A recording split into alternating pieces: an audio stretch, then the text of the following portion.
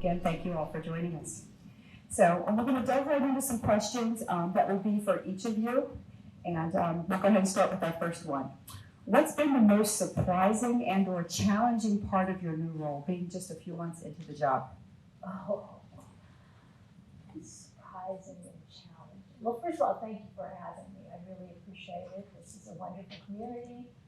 Many friends I see in the audience, and I'm very glad to be here. Surprising and challenging. I'm surprised. I'm never really surprised at the professionalism of the United States Army. I'm never surprised. I'm surprised that it's even more. There's more professionalism, dedication to mission, passion about the issues than I even realized. And so it's a pleasant surprise in that way.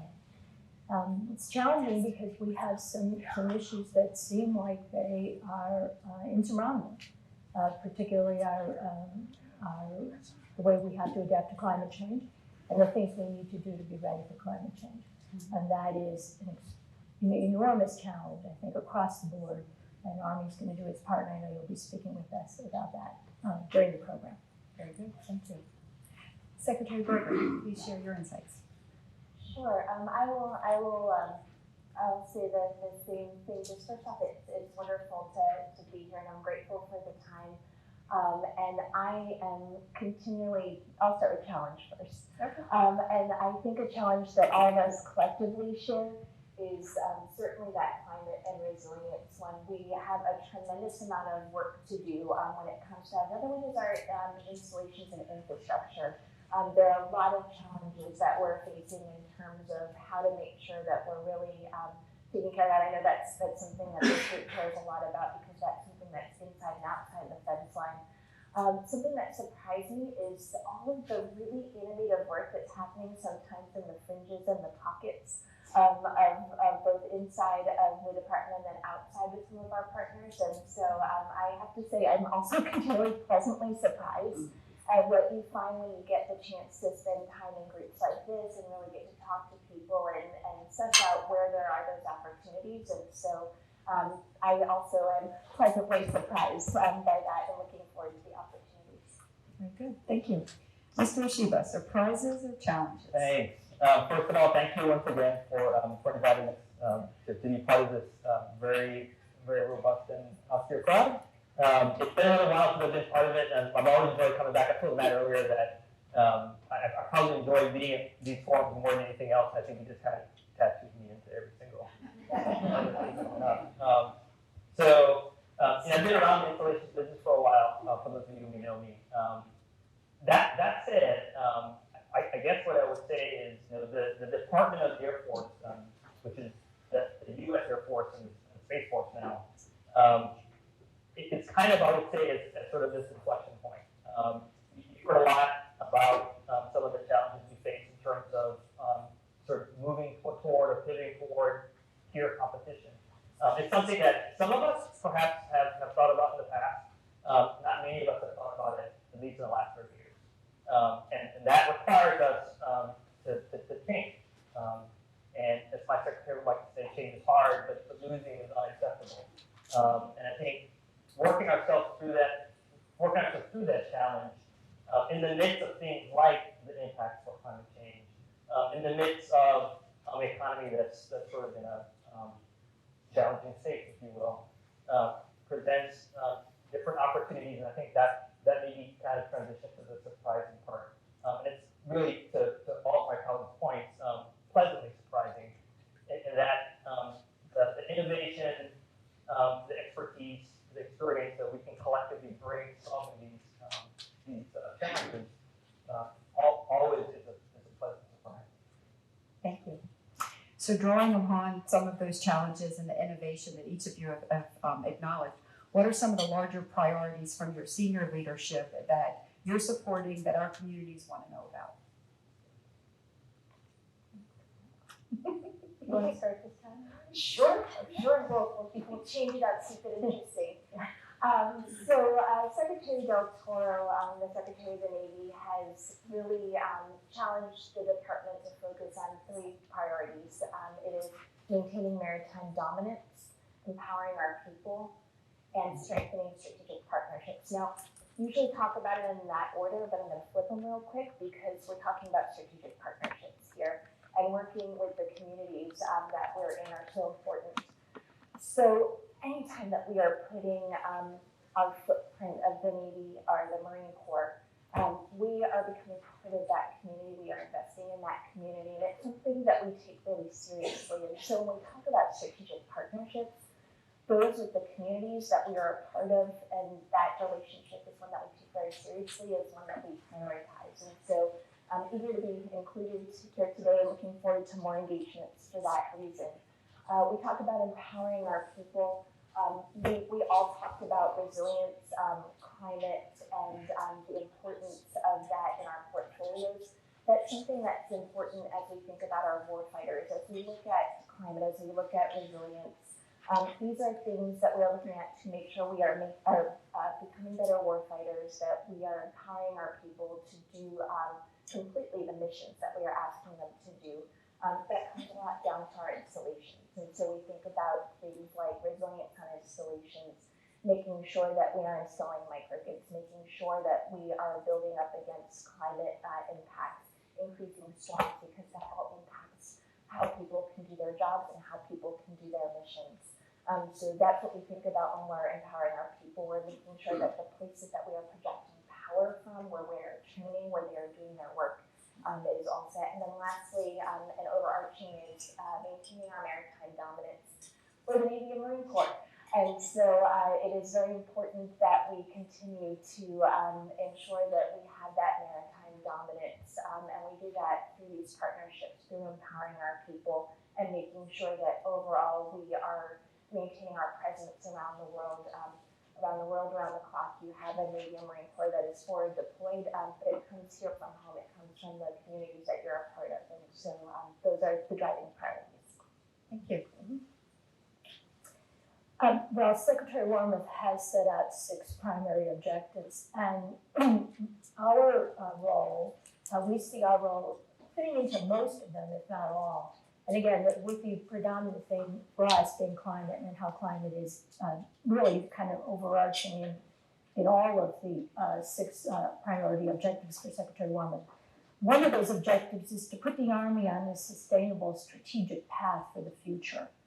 And for us, that means taking our installations management plans and putting those into real concrete action, taking our climate strategy that we are published last February and putting it into an implementation plan so that it's enduring, and making sure that we institutionalize the strategic path that we're on, because it's important to do so. We don't want it to evaporate.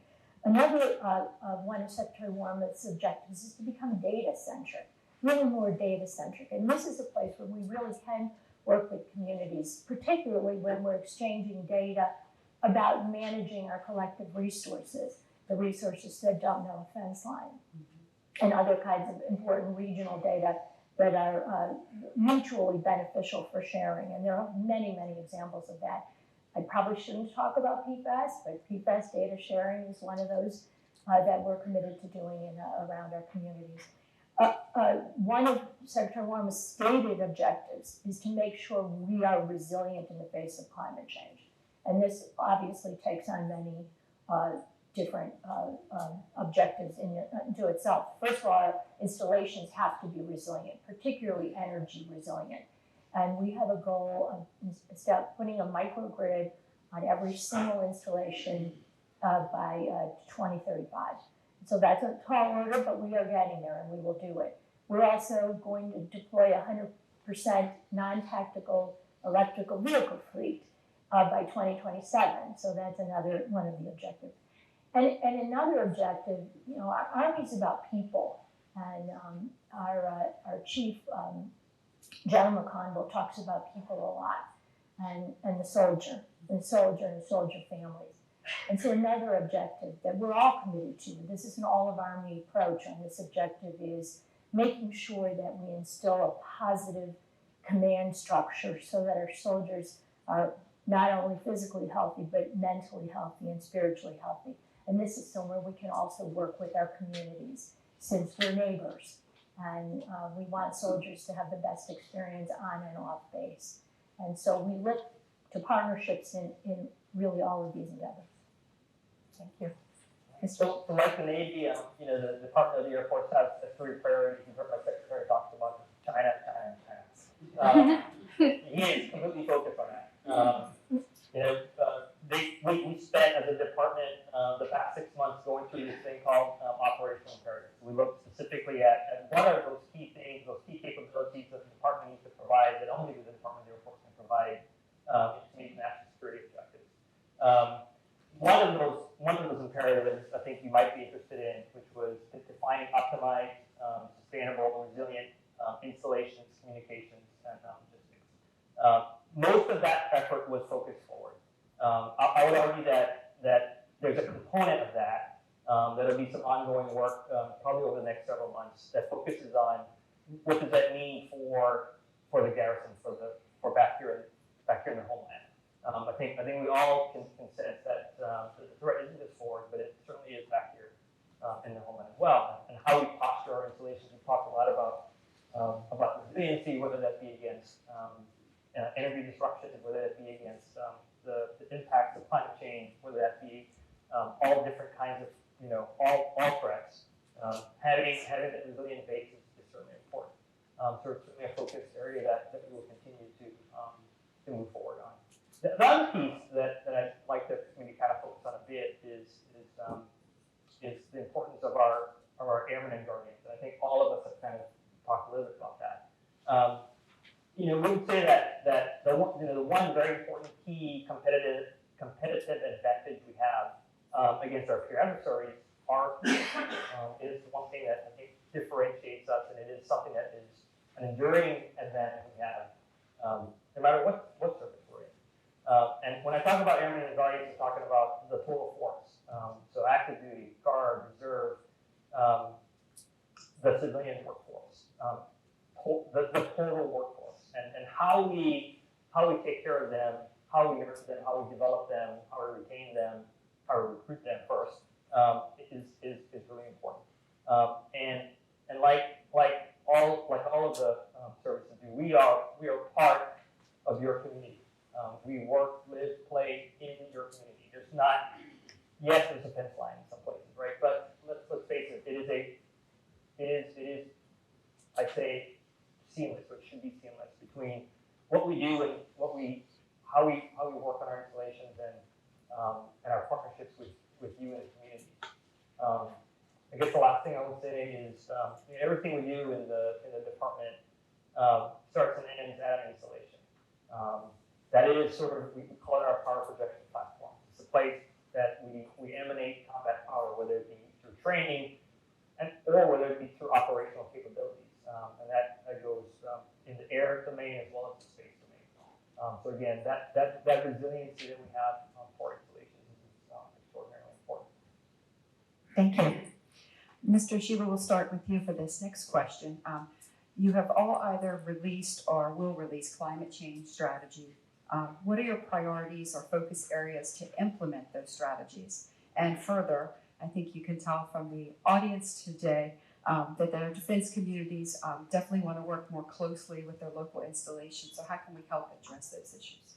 Thanks. Great question. We are pretty close. The climate action plan.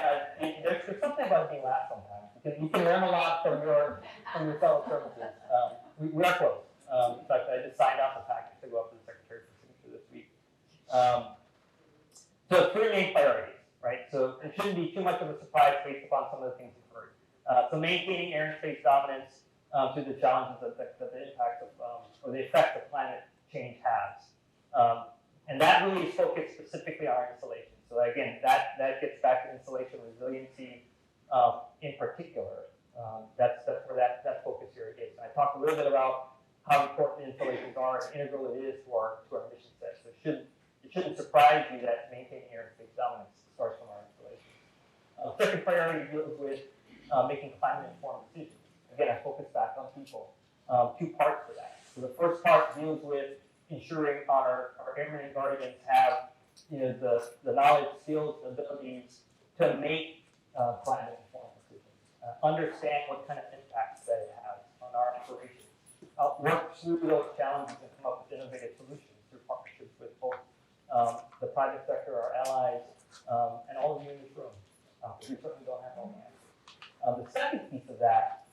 has to do with how we make climate-informed decisions regarding acquisitions and our supply chain. And that's another area that again, if you bake in, if you will, how we address those challenges from the start, it sure makes it a lot easier as those government systems mature over time. And then the third priority deals with energy efficiency and finding alternative energy sources.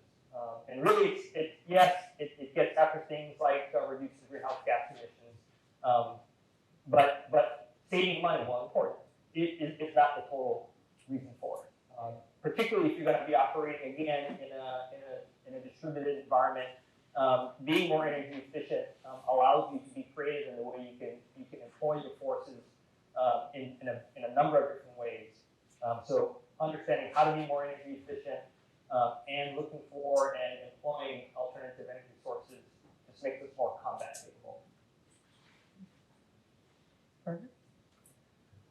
So we released our climate strategy, Climate Action 2030, on May 24th, the same day that we were able to announce that we had the first net zero energy base at Marine Corps base, logistics base, Albany.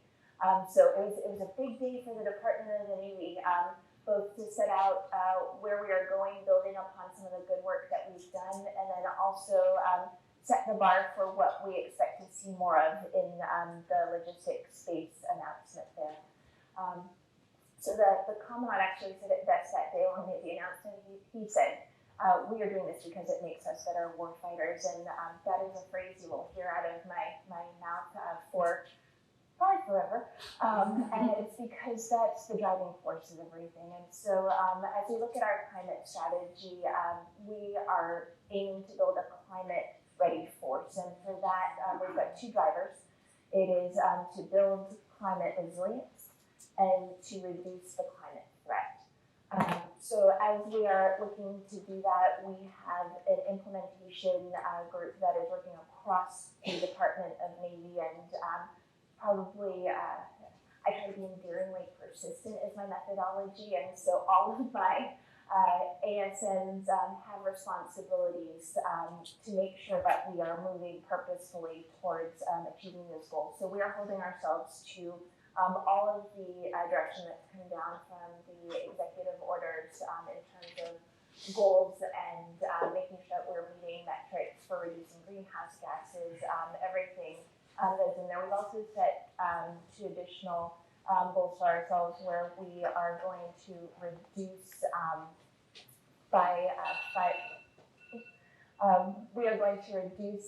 our greenhouse gases additionally using our lands and making sure that we're doing good carbon capture there through all the lands that we manage. We have about 5 million acres, and we think that we can do some things with that to reduce our greenhouse gas emissions. Like the Army, like Ms. Jacobson mentioned earlier, also looking at installing more microgrids, making sure that those bases are resilient, because as Oshiba said, these are our power projection platforms, and so it's really important that we're thinking about how to make those resilient, not only from an energy perspective, but from an overall functionality perspective. And so we are working now to make more Marine Corps logistics space Albany's. That is a perfect example. Some near-term runners are out at Miramar. They're doing some really innovative things there as well in terms of energy resilience. It's a place that we see a lot of opportunity for partnership. And so we've at several points throughout this conversation talked about inside, outside the fence line.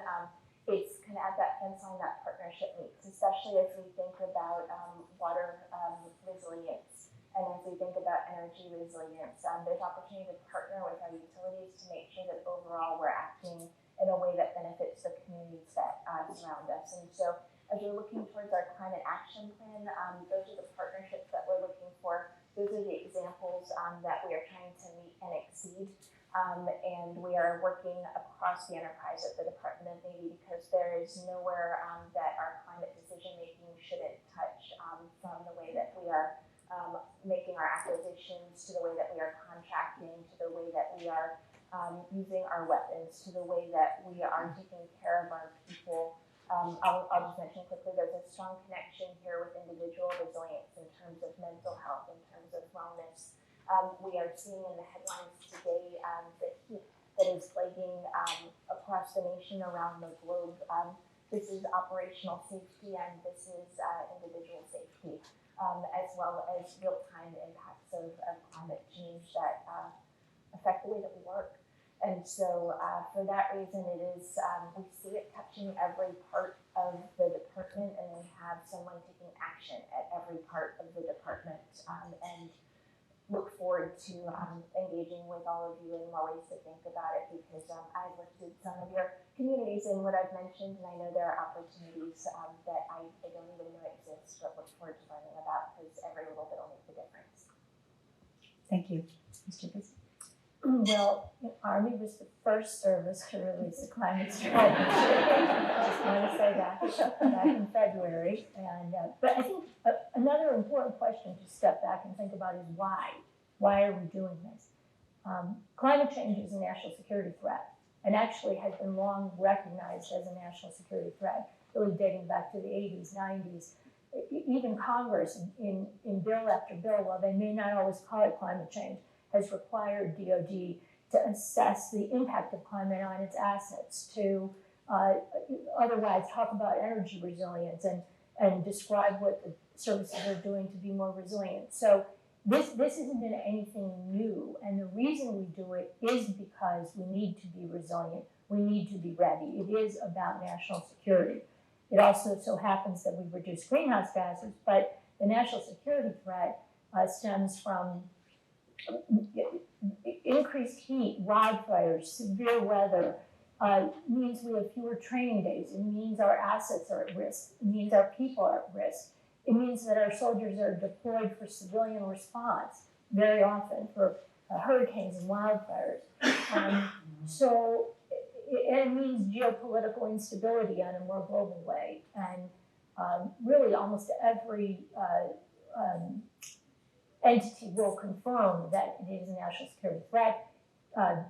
Secretary Hagel put out the climate strategy for DoD in 2014, where he recognized it as a national security threat. And John Congress probably wrote it. But Secretary of Defense has called, Lloyd Austin has called climate change an existential threat. So this was necessary. And by the way, everything we're doing there's nothing actually new that we're doing, but we're setting the targets, we're putting them in writing, and we're determined to achieve them. We've all talked about the importance of having energy resiliency, energy independence, energy security on our installations in the event of power outages. We can't rely on the local grid. We have to have power. And all of these energy projects, virtually every single one of them are partnerships with industry, where we give a utility or energy company a 30 or so, 40-year lease, and part of that power is also projected onto the grid and used by the community. So these are really very much community projects. And there have been a couple of examples of recent ones that I've had the great pleasure of attending a ribbon cutting at Fort Bragg for the first DoD floating solar array, which is a partnership with Duke Energy and Ameresco, and it's really incredible thing to see. But it will not only supply energy to the base, but it will also supply energy off base as well. So all of these are about partnerships.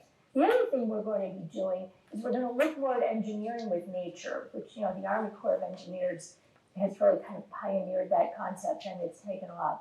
And engineering with nature, of course, means we look at natural systems to help us thwart and mitigate the effects of climate change, severe weather. And in our resource management, we're going to look more and more to engineering with nature. And by the way, engineering with nature also involves a lot of stakeholder engagement, because it too has a very a regional aspect to it. And so we're going to be looking more at that because we want to protect not just our facilities, but we want to make sure our community facilities are protected too. We want to make sure that regionally we're taking every precaution we can to keep our facilities, our structures, our buildings, our people safe. Another thing we're going to do soon is we're going to experiment with building a barracks at Joint Base Lewis McChord out of 100% sustainable materials. And it's going to be a pilot project. But again, when we do it, we're going to share those lessons learned with the community. How can we incorporate sustainability into our construction so that our buildings are more energy efficient and more sustainable in the face of severe weather? I already talked about our tactical fleet. And we also are going to incorporate climate change into our training, because basically we have to teach our soldiers to train in severe conditions. And so more and more, everything we do is going to also have a climate change focus. All of our training, all of our procurement, our installation management planning, and maybe with the exception of training that's pretty Army-centric, certainly the rest of it, there is a place for community participation and involvement. Great. So this next question really draws on some of our priorities and partnerships, but thinking about the success of the intergovernmental service agreements and that authority over the last 5 years, what are your thoughts on how we can expand the authority, mature its use between communities and installations? So. My turn for the first thing. We love the IGSA. Think that it's a great tool in our toolkit, and first and foremost, support being able to expand it from the 10 to 20 years. Think that would be a good thing for all involved. A hat tip to Army, because you have really taken advantage of this authority and set a good example, and we are coming after your good example and want to make sure that we're doing the same thing. Not only by ourselves, but in partnership with Air Force and with Army, because there are opportunities where we can actually join together and take advantage of that tool as well. And so we think it's great. Looking to do more.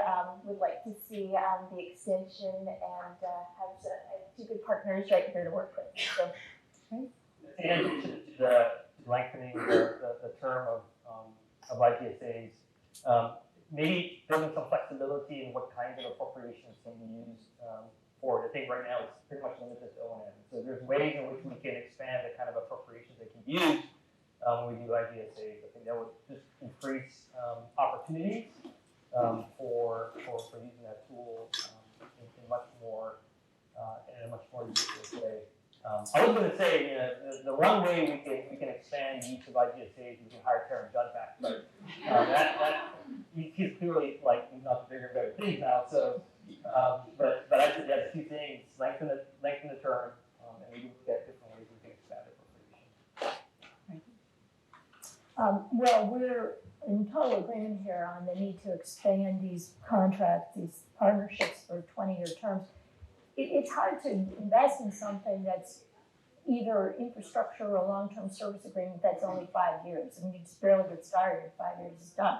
So 20 years is really more meaningful, and also gives partners, particularly those who are investing, a little more time to recapitalize on their money. So that's also important too. Army is way ahead of the other services here, because we have some, I have the numbers, I just don't happen to have them here. We have 105 such agreements compared to Navy's 31 and Air Force's 20. It's a long way to go to catch up. But I think that, I would say so.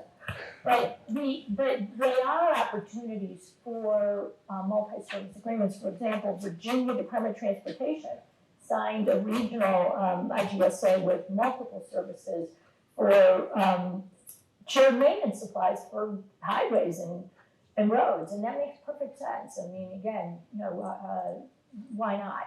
It makes perfect sense, and it's a good way, again, to maintain very good relationships with other local authorities, because, I mean, many people have said over and over again, and it's true, a lot of Army installations are like mini towns, and sometimes they're not mini towns, they're pretty large towns. In some states, some of our installations have, would be the equivalent of the third, fourth largest, biggest city in the state. And so, a lot of the functions that we have on military bases Army installations, if we could share some of those with the local community, everybody wins. Everybody wins from shared experience, shared learning, and shared resources. So we're in favor of these partnerships. Very good. All right, last question that I have, and then we may open up for one or two before we switch panels. But how can ADC as an organization support your efforts both at the local and national level? Well, first of all, we keep doing what you're doing for starters, because what you're doing is very important to us. It means a lot, and that's why we're all here, and ADC is a real priority organization for us, for Army. It's important for communities to know the chain of command at Army installations. Get to know them, become friendly with them, socialize with them, invite them onto school boards, and just think of them as just a neighboring community, the same way, in DC we have relationships with Maryland and Virginia. The same thing should be happening there. The other thing I'll say is this. We're having at some installations what I'll call a housing crisis. And we're having it for a number of reasons. And most soldiers actually do live off base, and they are given a basic allowance for housing that's decided by the Office of Secretary of Defense, and it's used for rent. But what we're seeing over and over again is it's insufficient and hasn't met, number one, inflation, and also hasn't met the reality of changing market conditions of a lot of the communities where we have our Army bases. And so we would like to see communities work with us to try to make available housing for soldiers and families off base that's affordable. Because otherwise, they have to drive, an hour and a half from the base to live somewhere, or they're worse, they are forced to go to neighborhoods that are not conducive to quality of life. And so whatever you all can do to help us by making housing available for our soldiers and families that's affordable and safe, and they are part of the community, and they're good members of the community. So, Mr. Oshiba, and we'll let Ms. Berger wrap. Sure. So as I thought about the question last night, the first thing that popped in my mind, so I'm going to be very frank with you. There are things you can do that we cannot do, right? But we all, I think, share a common interest. I mean, throughout the entire morning, as we've talked about things like taking care of our military families, or talking about energy resiliency, or climate resiliency, or the importance of installations, I saw a lot of heads nodding, right? So we all share a common interest. And I think ADC as a group can be extraordinarily powerful and influential, and using these kinds of opportunities to share ideas and find those common interests where you can help us and we can help you. I think that is one of the most powerful parts of this group that I've come to know it over the past several years. I really enjoy sitting down with the communities. This group, I've sat down with more communities through this group than any other forum.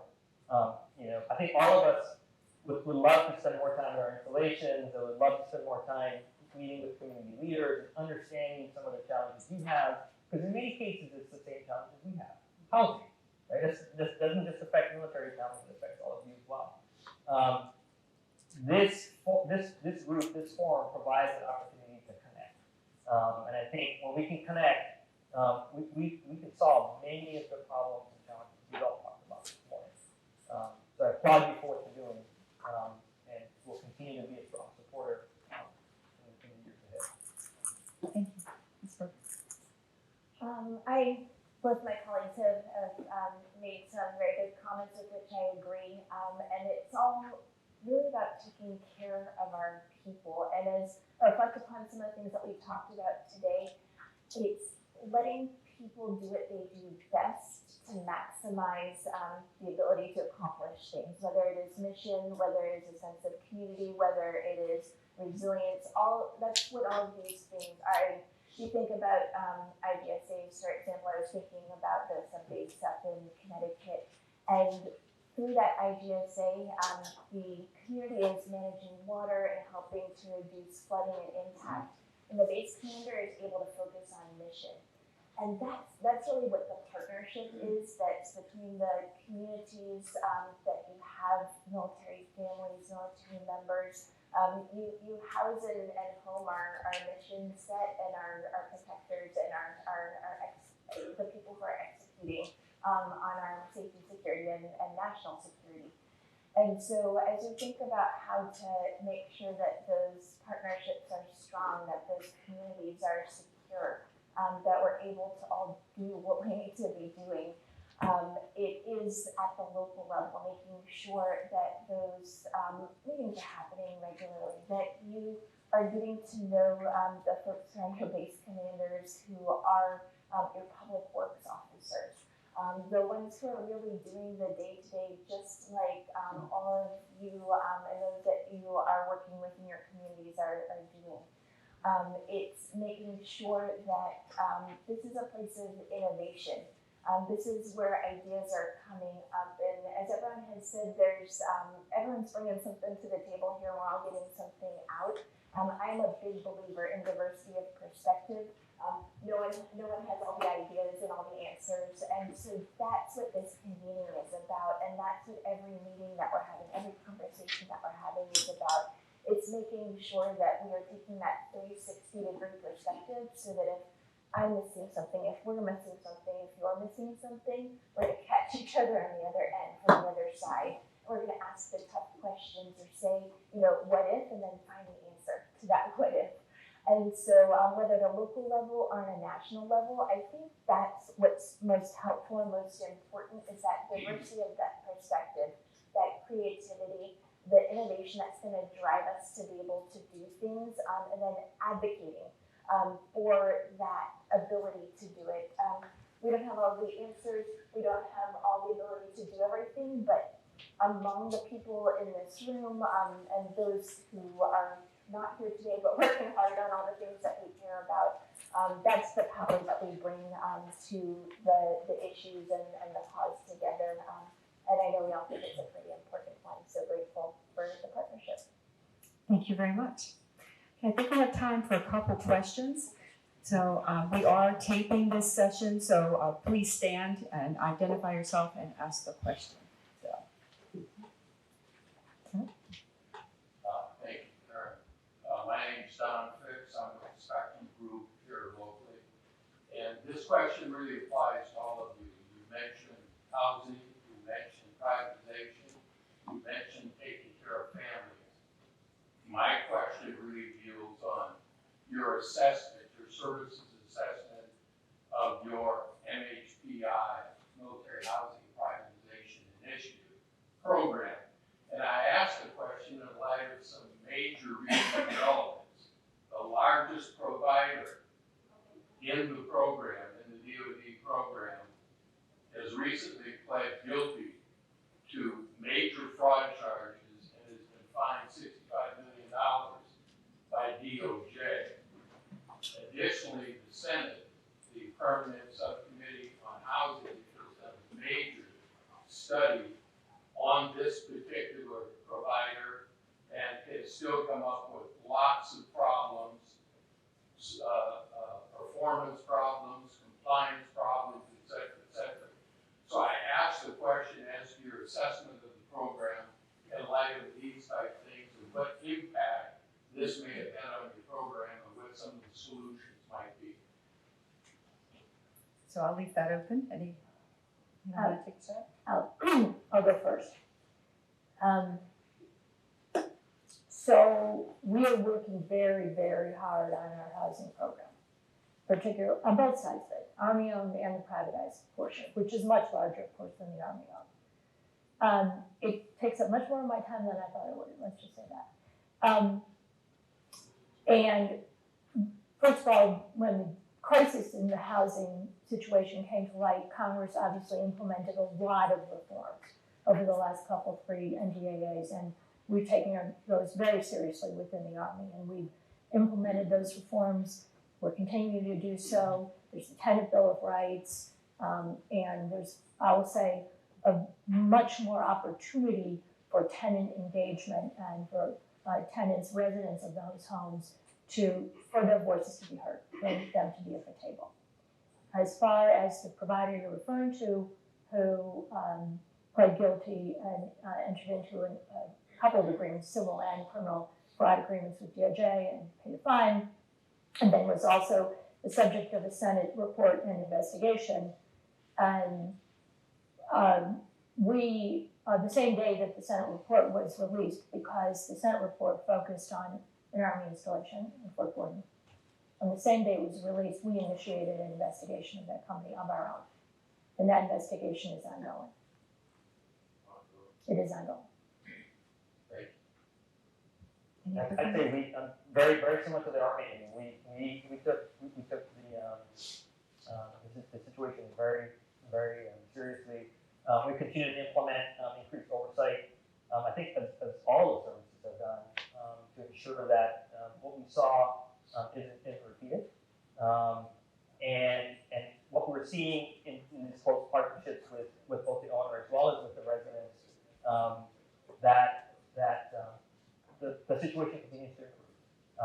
I'd say there's some trust that we can earn back on all sides, and that's something that we will continue to put a lot of time and energy in. We take it seriously. It is a top priority, and we'll continue to not just focus on that one case, but look across the entire portfolio. And the Department of Navy, we also spend a lot of time on this and take the partnership seriously.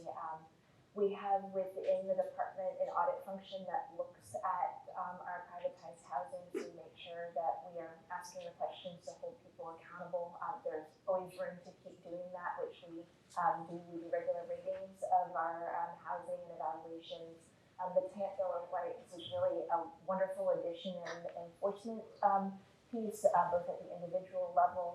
We added several, it was more than 100 people. I don't have the exact number. I'd have to get it put across our installations to make sure that there are advocates on site for our military families to be able to enforce when something needs to be fixed, when something isn't going right, and have continue to augment that. I'll add that this is also a focus that we look at across services, across the department.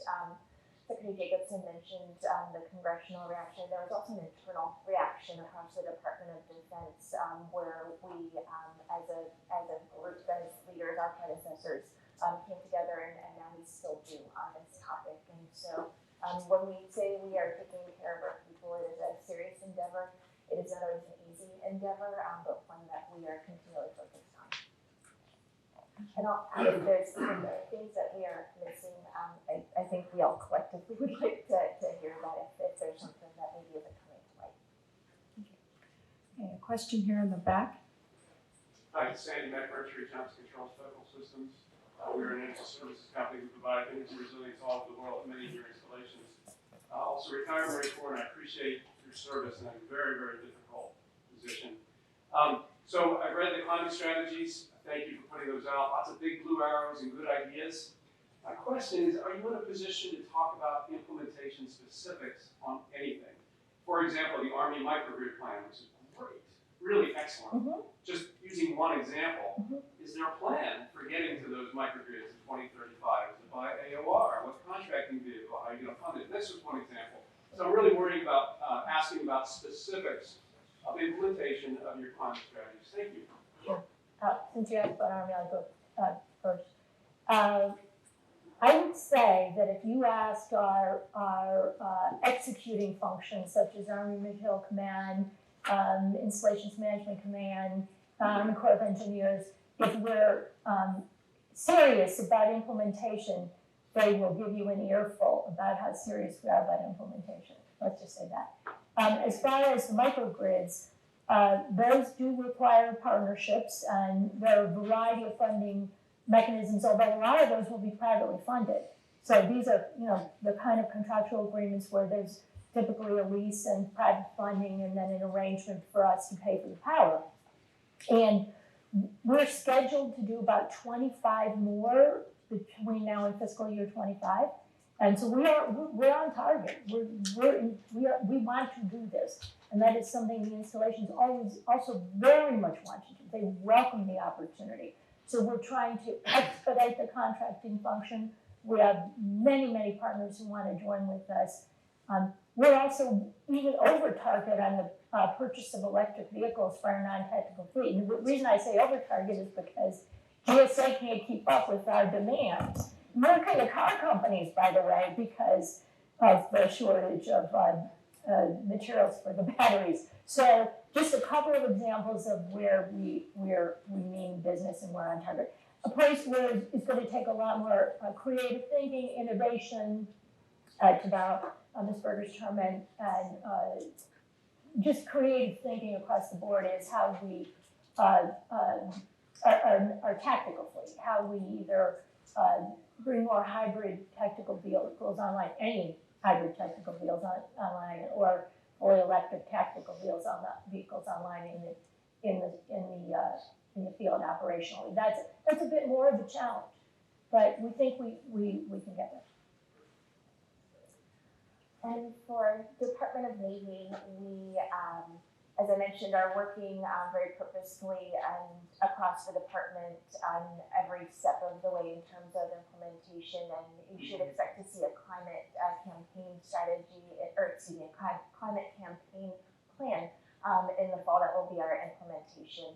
As a Marine, I'll borrow just very quickly the example again of Marine Corps Logistics Base Albany, because the reason that is here today is because just over a decade ago, the Department of Navy set some pretty robust energy goals, and through sheer grit, determination, and fantastic community partnerships, the Marine Corps was able to get that logistics base to net zero energy.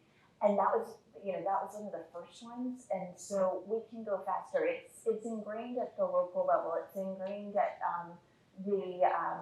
at all of the places that this is a way that we are going forward. And so there's going to be some unexpected implementation just because people are focused and doing it, and that's a primary example of it. But then at the more institutional level, we are working across our secretariat, across our Navy and Marine Corps components to make sure that we've got something for the fall to hit our targets.